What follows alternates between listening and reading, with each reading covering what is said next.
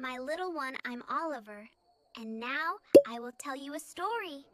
Before anyone in the forest woke up, before even the birds made a sound, something small and quiet appeared in the snow. Tiny footprints. They did not belong to Oliver, and they were leading deep into the silent winter forest. Oliver did not know it yet, but those little footprints were about to change his whole snowy day. Deep in a quiet winter forest, where tall trees stood like silent guardians, and snow lay like a soft, clean carpet, lived a little raccoon named Oliver. His wooden house stood gently among the fir trees, safe from wind and snow. Warm light always shone through the windows, and inside it smelled of wood and comfort. That morning, the forest was especially quiet. No wind, no birds, just peaceful, gentle silence. It felt as if the whole world was breathing slowly, calmly, waiting for something kind to happen. When Oliver peeked outside his house, he stopped at the doorway. He was not in a hurry. He simply looked. Snow covered everything: the trees, the branches, the little forest paths. Everything was white, soft, and bright. The air was clean and cool, and the forest was whispering very quietly. Oliver stepped into the snow. The familiar crunch came from under his little paws. He loved that sound.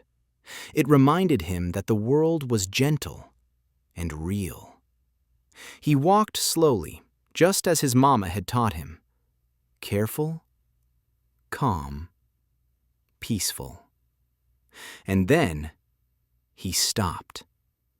In front of him were small footprints in the snow. Neat, soft, and careful. They were not his. Oliver crouched down and looked closely. He remembered something his mama always said. Footprints are little stories left behind in the snow. And this story felt quiet, but curious. The footprints led between the trees, past snowy bushes, past tall, old fir trees. Oliver decided to follow them. Slowly, gently, with a calm little heart. Soon, the tracks reached a frozen lake. The ice shone like a silver mirror. It was beautiful and still. Oliver stopped. He remembered another gentle rule from his mama. Ice can be tricky, so it's best to be careful. So Oliver stayed safely on the shore and only watched. The tracks turned back into the forest. Oliver felt warm inside. He had been careful. He had listened to his heart. The footprints led to a small burrow under the roots of an old tree. Oliver waited quietly. And slowly, a little fox cub peeked out, with a fluffy tail and kind, surprised eyes. That was who had left the tracks. They greeted each other softly. No fear, no rush, just quiet smiles. Soon they were sitting together in the snow. The flakes drifted down gently.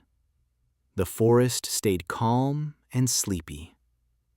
They rolled little snowballs, very carefully, and laughed in tiny, quiet giggles.